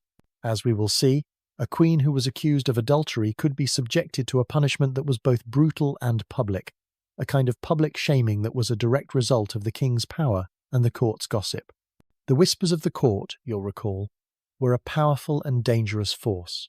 A simple rumour could grow into a full-blown scandal, and a scandal could lead to a swift and brutal downfall. For a king, a scandal of this nature was often a nuisance, but for a queen or a mistress, it was often a death sentence. This brings us to a much darker and more terrifying aspect of medieval royal life: the punishments for adultery, a world of public humiliation and brutal justice that was both gendered and profoundly unfair. The profound double standard of adultery is a foundational truth of the medieval period. A mainstream historical fact confirms that for a king, adultery was a tolerated and often expected part of his life. He could have numerous mistresses and concubines without fear of legal or moral reprisal. But for a queen, or a noblewoman, adultery was a capital offence. It was not just a personal betrayal, it was a political crime that threatened the royal bloodline, the legitimacy of the succession, and the stability of the entire kingdom. A queen's body was not her own. It was a symbol of her kingdom's purity, and a single act of infidelity could lead to her complete ruin. The punishments for adultery were often brutal and public.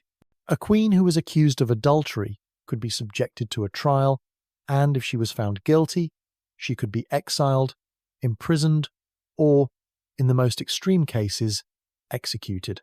The most famous example is Anne Boleyn, the second wife of King Henry VIII, who was executed on charges of adultery and treason. But even for a common noblewoman, the punishment was often a public shaming. A woman might be stripped naked, tied to a post, and whipped, or she might be forced to walk through the streets of her town with a sign around her neck that declared her a whore. It was a kind of public spectacle, a way of humiliating a woman and a warning to others. A curious legal loophole that a king could use was to simply exile his wife rather than execute her. This was a way of getting rid of a politically inconvenient queen without the messiness of a public execution. The king would simply declare that his wife had been unfaithful, and she would be exiled to a nunnery or to a remote castle, where she would spend the rest of her days in quiet disgrace. This was a kind of gentler punishment, but it was still a life sentence, a life without her family, her children, and her court. Historians of the period have long questioned the extent to which these punishments were actually a deterrent, or if they were just a tool for a king to get rid of a politically inconvenient queen. Did a king who was having a string of affairs with his own mistresses actually care about his queen's fidelity? Or was he just using the charge of adultery as a pretext to get a new wife? The answer is murky, but it's not a stretch to imagine a king who was a master of political manipulation using the charge of adultery to get what he wanted. The punishments for adultery show us that a king's power was not just political or military, it was also a kind of moral and legal power. He could not only create the law, but he could also enforce it, and he could use it to destroy the lives of those who stood in his way. This brings us to a new kind of royal ideal, one that was both a source of inspiration and a source of profound hypocrisy. As we will see, the Church's cult of the Virgin Mary created an impossible standard of purity for royal women, a standard that the king himself was often the first to violate. The brutal and gendered punishments for adultery reveal a profound hypocrisy at the heart of the medieval monarchy. A king could do as he pleased, but a queen's body was a public trust, a symbol of her kingdom's purity. And this standard of purity was not just a political matter, it was a religious one, an impossible ideal that was held up for every woman in the court, the ideal of the Virgin Mary. The cult of the Virgin Mary is a foundational truth of the High Middle Ages. A mainstream historical fact confirms that Mary was not just a saint, she was a goddess, a spiritual queen who was revered and adored by all of Europe. She was the ultimate ideal of female purity, piety, and motherhood, a woman who was both a virgin and a mother. This cult created an impossible standard for every woman in the court, especially for the queen, who was expected to be both a fertile vessel for heirs and a chaste, pure figure like Mary. This ideal created a profound conflict in a queen's life. She was expected to have sex with the king to produce heirs, but she was also expected to remain a symbol of purity. She was expected to be a wife and a mother, but she was also expected to be a kind of living saint, a woman who was above the carnal desires of the world. This was an impossible standard to live up to, a kind of psychological burden that must have weighed on every woman in the court. A curious analogy that was sometimes used was to see the Queen as a kind of mirror of the Virgin Mary, a woman who was a reflection of the Mother of God. This was a way of elevating the Queen's status, but it also placed her under an immense pressure to be a living symbol of purity. The Queen was a woman who was a mother, but she was also a woman who was expected to be a virgin, a kind of paradox that was at the heart of her life. It's a bit like a modern-day celebrity who is expected to be a sex symbol and a role model, but with a lot more talk of God and a lot less talk of social media. Academics have long pondered the extent to which the cult of the Virgin Mary was a genuine expression of piety, or a form of psychological control. Was the Church truly trying to elevate women, or was it a way of making them feel inferior and powerless in a male-dominated world? The answer is likely a bit of both, a powerful religious ideal that was used for a variety of purposes, both pious and political. The story of the cult of the Virgin Mary is a story of a king's hypocrisy, a man who was expected to revere the Virgin Mary, but who was also the first to violate her ideal of purity. It shows us that a king's life was not just about power and duty, it was also about a kind of spiritual and moral hypocrisy, a man who was expected to be a devout Christian, but who was also a man of immense power and appetite. This brings us to a new kind of royal spectacle, one that was both a sport and a sexual metaphor. As we will see, a king's love of the hunt was not just about killing animals, it was also about a much more primal and sexual kind of power, a kind of symbolic masculinity that was as much a part of his life as his crown and his scepter. The cult of the Virgin Mary, you'll recall, held a queen to an impossible standard of purity, but a king, in his divine right, was a man of power and appetite, a man who had to project an image of masculinity and virility. And one of the most powerful and public ways he did this was not in the bedchamber, but in the fields and forests of his kingdom. You're now entering the world of hunting as sexual metaphor, a place where a king's love of the chase was not just a sport, it was a powerful and often bizarre expression of his sexual power. The profound importance of hunting is a foundational truth of the medieval monarchy. A mainstream historical fact confirms that it was not just a sport, it was a political, social, and cultural ritual, a public performance of masculinity and power.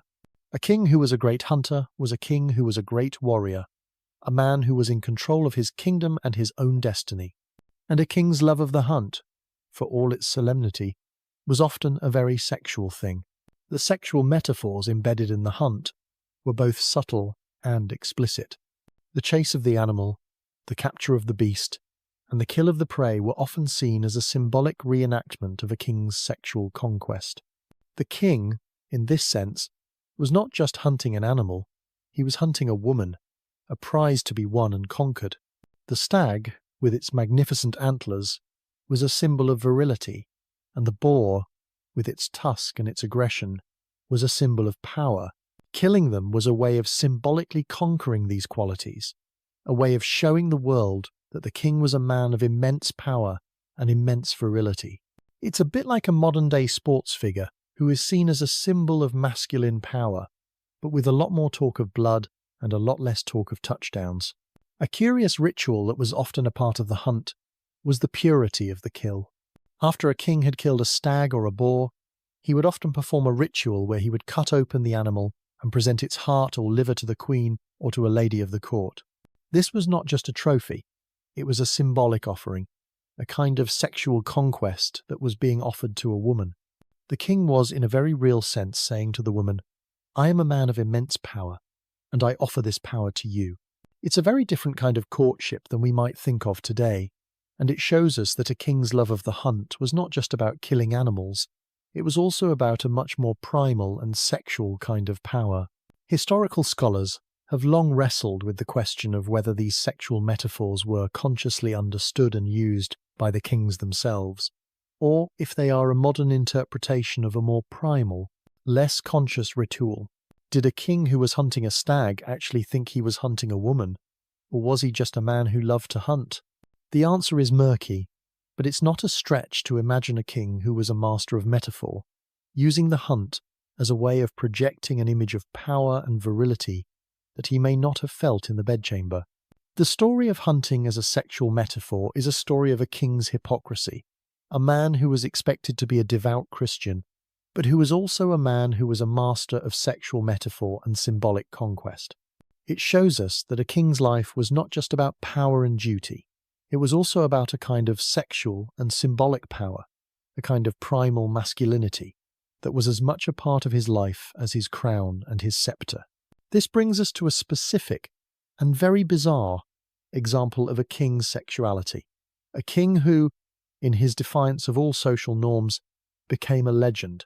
The sexual metaphors of the hunt, you'll recall, were a powerful way for a king to project an image of masculinity and power. But sometimes, a king, in his defiance of all social norms, would choose a different path, a path that was not just a defiance of tradition, but a defiance of the very nature of his kingship. This brings us to a specific and very bizarre example of a king's sexuality, a king who, in his love for another man, became a legend.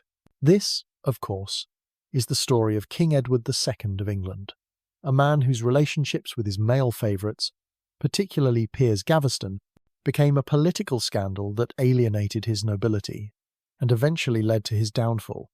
A mainstream historical fact confirms that Edward's relationships with his male favourites were not just a personal matter, they were a political one, a matter that would, in the end, cost him his throne. The political fallout of these relationships was profound. Edward would shower Gaveston with titles, wealth, and power, often at the expense of his own nobles. He would make him a powerful earl, a man who was, in all but name, the king's second-in-command. This created a profound sense of resentment and anger in the court, a resentment that was not just about the king's sexual preference, but also about his perceived injustice. A king who would give all his power to a commoner, a man who had no noble blood, was a king who was seen as a danger to the kingdom. The role of Queen Isabella of France, Edward's wife, in this drama was both tragic and fascinating. She was initially a pawn in this political game, a woman who was married to a man who had no interest in her. But she eventually became the leader of a rebellion against her husband, a rebellion that was fueled by his neglect and his favouritism. She would eventually lead an invasion of England, and with the support of the nobility, she would depose her husband and place her son, Edward III, on the throne. It's a powerful reminder that a king's private life was never truly private, and a queen, for all her powerlessness, was still a political force to be reckoned with.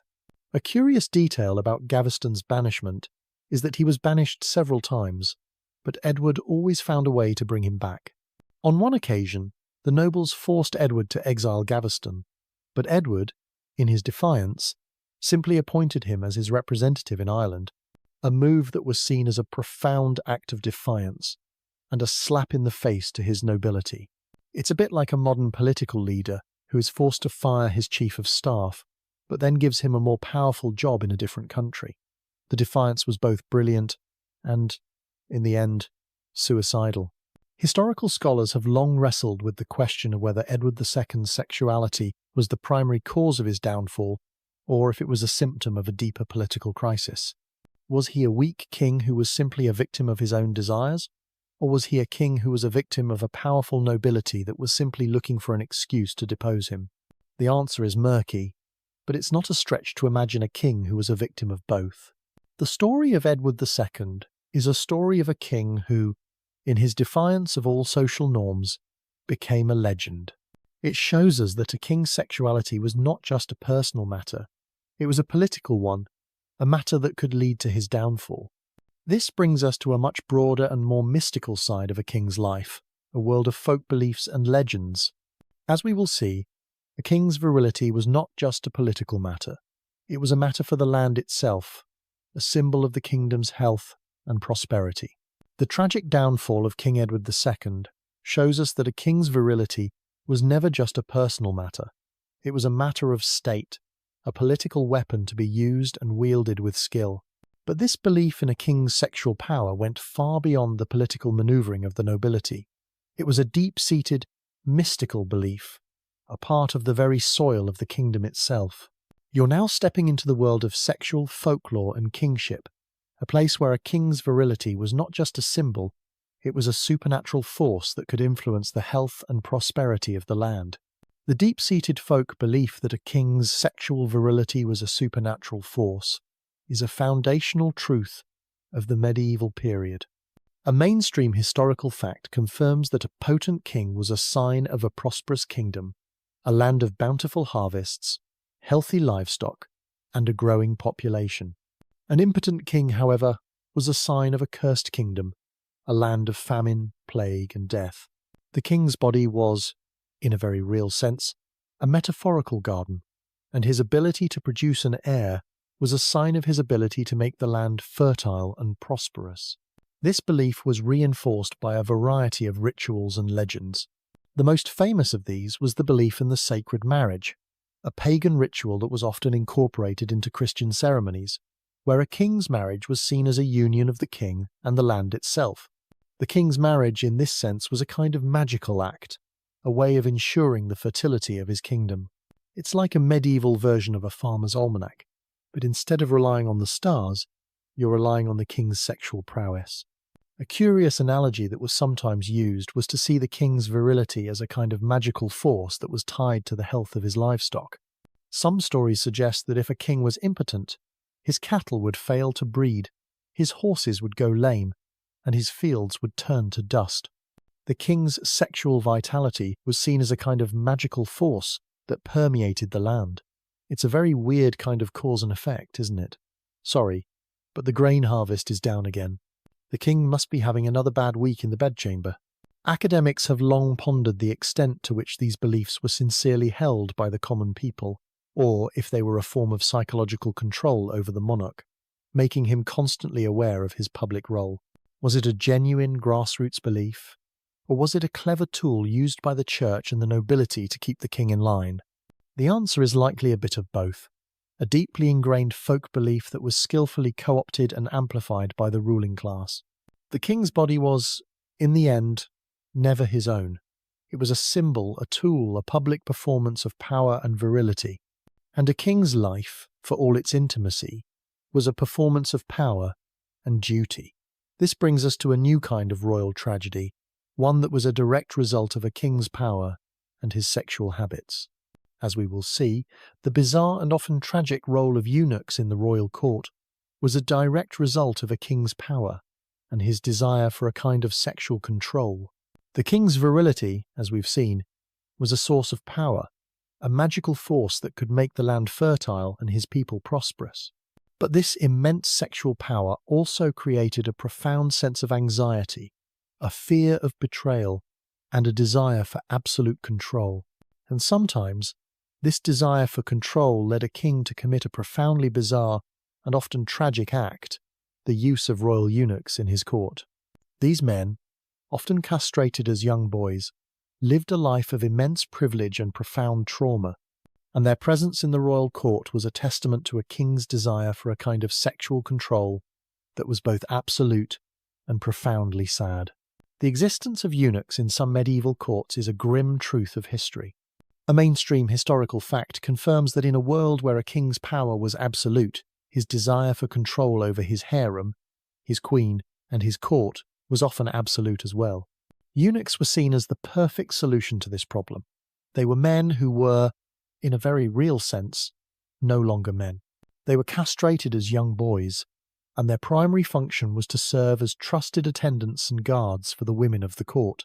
A king could trust a eunuch with his queen and his concubines, knowing that there was no risk of sexual impropriety, no risk of a bastard child being born in his court. It's a very high-stakes version of a trust, but verified policy, but with a lot more violence. The tragic reality of a eunuch's life was a strange mix of immense privilege and profound psychological and physical trauma. They were often castrated as young boys, and their lives were a constant negotiation of power and powerlessness. They were trusted advisors, confidant, and even military commanders, a strange mix of power and powerlessness. They were men who could not have children, yet they were often the ones who were in charge of the king's children. They were men who could not have sex, yet they were often the ones who were in charge of the king's harem. It was a kind of brutal irony, a life that was both a blessing and a curse. A curious detail about the eunuch's role is the belief that their lack of sexuality made them more loyal and trustworthy. The king could trust a eunuch with his most private secrets, knowing that the eunuch would never be a rival for his queen or his concubines. The eunuch was a man who was, in a very real sense, a part of the king's family, but he was also a man who was, in a very real sense, not a part of the king's family. He was a kind of a living paradox, a man who is both a man and not a man who was both a part of the king's court and not a part of it. Academics have long pondered the question of whether the use of eunuchs was a genuine expression of a king's desire for control or a form of political theatre, a way of showing the world that he was a man of immense power. Was the king truly worried about his queen's fidelity, or was he just a man who was using his power to create a kind of bizarre and tragic courtly ritual? The answer is murky, but it's not a stretch to imagine a king who was a victim of both. The story of eunuchs is a story of a king's power and his desire for control. It shows us that a king's power was not just political or military. It was also a kind of sexual and moral power, a power to shape the very lives of the people around him. This brings us to the final conclusion of our story, a conclusion that will tie all these threads together. The tragic tale of eunuchs and a king's desire for absolute control brings us to the very heart of our story. You've seen how a king's private life was a public spectacle, a breeding ground for scandal and political intrigue. You've seen how his body was a symbol of his kingdom, and how his every act, from the solemnity of his marriage to the privacy of his bedchamber, was a performance of power and duty. Now, we draw all these threads together to a single, overarching truth. A king's perceived potentia, virility, and the throne were inextricably linked. The profound belief that a king's sexual potency was a divine gift is a foundational truth of the medieval monarchy. A mainstream historical fact confirms that his ability to produce an heir was not just a personal quality, it was a supernatural force, a kind of sacred fire that had to be kept burning for the good of the kingdom. This was the bedrock of his right to rule, a fundamental aspect of his kingship. Without it, he was seen as a man who had failed in his most fundamental duty, a king who had lost his divine right to rule. This belief in the king's potency was the driving force behind all the bizarre practices we've discussed. The desperate need for a male heir led him to engage in strange rituals, from praying to saints to drinking strange potions. The immense pressure to prove his virility led him to take mistresses and concubines, to engage in adulterous affairs, and to use the hunt as a kind of sexual metaphor. The king's body was a garden, and his sexual power was the sun and the rain that made it grow. Without it, the garden would wither and die. A curious analogy from this period's folklore is the belief that a king's virility was a kind of spiritual well, a source of sacred water that flowed through the kingdom, making the rivers run, the crops grow, and the people prosper. An impotent king was a king whose well had run dry, a man who could no longer bring life to his kingdom. This was a terrifying thought, a kind of spiritual and political death that was worse than a physical death. The king's sexuality was, in a very real sense, a source of life itself. Academics have long pondered the question of whether this focus on potency was a genuine belief or a social construct, a way of legitimizing male power and a patriarchal system. Was it a real fear, or was it a form of political theatre, a way of showing the world that the king was a man who was worthy of his throne? The answer is likely a bit of both, a deeply ingrained folk belief that was skillfully co-opted and amplified by the ruling class. The story of a king's potency is a story of a king's power and his weakness. It shows us that a king's power was not just political or military. It was also a kind of sexual and moral power, a power that could be both a source of immense strength and a source of profound weakness. This was the burden of kingship, a life of immense privilege and profound psychological and physical pressure. The king was a man who was, in a very real sense, a slave to his own potency. And so, as the king's bedchamber, a stage for power and intrigue, finally falls silent, you can hear the faint whispers of history echoing through the corridors of time. These whispers tell us that a king's life was never truly his own. His body, his desires, and his most intimate moments were all a part of a larger, more bizarre, and more profound story. A story that was written not just in the chronicles, but in the very fabric of his kingdom itself. The oil lamp is now merely a glowing ember, and the cicadas outside have settled into a gentle, sleepy hum. You've journeyed through the subtle societal norms, the ingenious practicalities, the strange medical theories, and the quiet solidarities of a world long gone. Their struggles with discomfort, their pursuit of hygiene, their silent strength in the face of taboo, and their enduring connection to the rhythms of nature paint a picture of resilience and resourcefulness. You now understand that even the most private aspects of life carry profound historical weight, connecting you to countless women across millennia. Take a deep, peaceful breath, letting the details settle into the quiet corners of your mind. There's nothing left to do now but let the calm wash over you. The past has spoken its secrets. Sleep well.